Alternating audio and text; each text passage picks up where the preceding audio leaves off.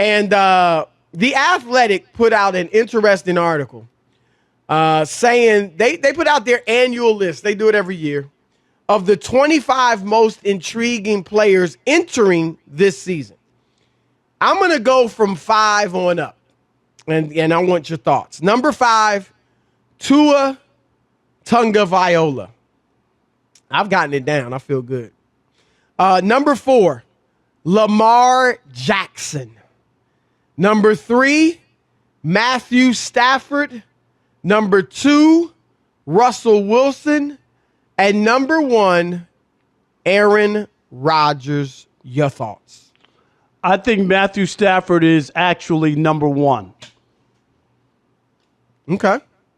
I think when you make a trade like that, trade a quarterback who got you to the Super Bowl, and you trade to a quarterback who's never won a playoff game and your expectations are the Super Bowl, this comes down to him. There's no, like this year, and anything other than a Super Bowl to me will not be good enough because that's why you got Matthew Stafford. Not just making the playoffs. I think so. What if he gets them to the NFC Championship game? It's about the Super Bowl. It's about the Super Bowl. And here's my reason, Chris, is they have loaded it up to say that it was everybody but Matthew Stafford. You know what I mean? You can't expect him to win, and playing in Detroit, and they didn't win or whatever. So it's all about, okay, now he's got a defense. He got a great defense, right, with the Rams. Got a defense. Got wide receivers all over the place. They got a good team, the Rams. They were in the Super Bowl a couple years ago. So this is like his opportunity, and he could either excel or be exposed that he's not that good. Do you know what I mean? I think if he plays poorly, Chris, just say he doesn't play that well, right? Throw some picks. He will be exposed that it was Matthew Stafford and it wasn't anybody else. I think that's fair. I think that's a good pick. I don't think he has to reach the Super Bowl. Obviously, that's what the Rams are shooting for. But I think if he plays well, has a great season, because there's a lot of Rob. You've mocked him as Stat Padford, which there's some justification there. Well, when you're down 21-0 in the first quarter, I'm just saying, Chris, I covered many of those games. He's got a lot of respect around the league, though. You know what I'm saying? It seems like a lot of people really like him and think he's going to have a good year. And I hear you because, you're right. When you're down 21-0, it's teams easier. going to prevent. Yep. You can rack up yardage. But that doesn't mean you're a stiff. Now, I'm not saying he's not or if he is. I'm just saying you could be a guy that brings teams back and plays well against the prevent, but that doesn't mean you're a stiff. Some guys couldn't even do that. So, but you're right in that we're going to see. Again, I don't think they have to reach the Super Bowl. I think he has to play really well. I think they have to win at least a playoff game. And he's never won one in 12 years. So you're right. So there's another one. You go to the playoffs and then you don't win. Right.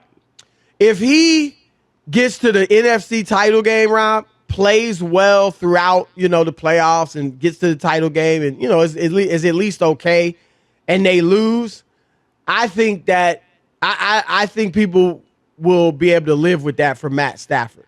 And then I think maybe next year they'll have higher expectations. But I think he's the player. I think he's the biggest player to watch. I get why they say Aaron Rodgers, coming off of everything that's going on, Chris, with the offseason and him not wanting to be there and all the other stuff. And, have things changed? Did it affect the team? Does Aaron Rodgers not play with the same fire we've seen over the years, because this could be a swan song, or does it fuel him for something else? So I understand why Rodgers would be, on their list as number 1, but I really believe that Matthew Stafford, and from game 1, let's see how good this guy really is. Yeah, because I think Stafford's is more on the field. The questions are on the field, right? The intrigue is what he does in between the lines. With Rodgers, we do want to see, can he duplicate his MVP season or at least play that well or close to it? Okay. But for the most part, we know what we're going to get from him. Exactly. That's what I'm going to say, get a good season. Right. Whether no he's doubt an MVP, about it. a candidate or not, he's going to play well. It's just all the other stuff. I'm cool with that. So I get it why they have him number one, because he doesn't want to be in Green Bay. We think. All right, we get all that. But I'm gonna throw another guy. I don't know why in the world Russell Wilson is number two. Because, okay, yeah, he had his little issue in the offseason. I'm with you. He's not number two. He's not number two. He's going to do what he does. We know he's going to play well, and, I don't know why he's number two. I would have Stafford, certainly, and Lamar ahead of Wilson. Like, I think those, if you want to have Rodgers number one because of the offseason, I think Stafford and Lamar, and Tua too. Those three are intriguing. Lamar, because again, I just think, Rob, I think with each season, he's probably going to run less. I don't expect him to run for 1,000 yards this year. Maybe we'll see. And then I really want to see the passing game. He took a little tick back last year, not huge, but a tick back passing the football. And now they've got what they think is a nice receiving core. You added Sammy Watkins. You still got Hollywood Brown. Rashad Bateman, the rookie. Now, he got hurt today, Rob G. What was is it serious? I know he left practice with an injury, but he's supposed to be a nice, addition for them. So I want to see how Lamar throws it to his receivers outside of the numbers, things like that. So I got him up there as well, right there with Stafford. And Tua, of course, yeah. I mean, most people feel like, Rob, they know about the Josh Allens and the Baker's a little bit intriguing too. OBJ is intriguing, right? He's another one. I think OBJ should be higher on that list. Chris, as good as he's been, it's been years now since he was a big-time receiver in the league. Years. No doubt. And nobody knows what he has really left. Are we going to see that guy who made that unbelievable catch against the Cowboys on Sunday Night Football that turned America crazy about him, right, with the catch? Yep. I can remember sitting there and Chris Collinsworth and I sat at the same exact time watching that. I'll never forget it.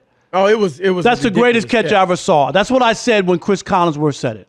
Chris, at the same time. It was incredible. That's the greatest catch I ever saw. That's what I said. It was incredible. And I'm gonna tell you this. Even though those sticky gloves, you know what I mean. Yeah, the gloves. Yeah. I mean, we see a lot of one-handed catches. It wasn't as impressive once you found out about the gloves. Right. But it was still great. But yeah, I mean, guys are doing those sort of things now.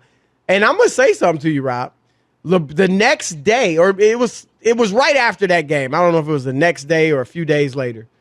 LeBron, I think, was still in Cleveland. Yeah, he was still in Cleveland. They were playing at the Garden, the Knicks, and I was there. And I was talking with LeBron. It was in the scrum, so I wasn't the only one, but it was reporters around LeBron. And he said he could have made that catch. I said, what? Wait, I know you were a great receiver in high school. You should have done a Gary Coleman. Made that catch. What you talking about, LeBron? He swore. He was like, yo, I'm telling you, I can make that catch. And maybe with the gloves, Rob, who knows? But anyway, I'm with you. OBJ, Rob, I think it's actually almost sad. And here's why. In his 7 years, this isn't why, but I just want to throw this out. Rob, in his 7 years, right, OBJ's only contributed to one winning, really good season. That was the 1 year with the Giants. He obviously didn't contribute much last year because he got hurt, in game 6 or something like that. So for all his hype and brilliance, and he is incredible, he hasn't really helped teams win football games. Whether it's because he's on a bad team, great numbers, injured, he had some really great numbers. So here's why I said it's almost sad, because at this point, Rob, all the hype and the talk and the attention to OBJ is for all the wrong reasons.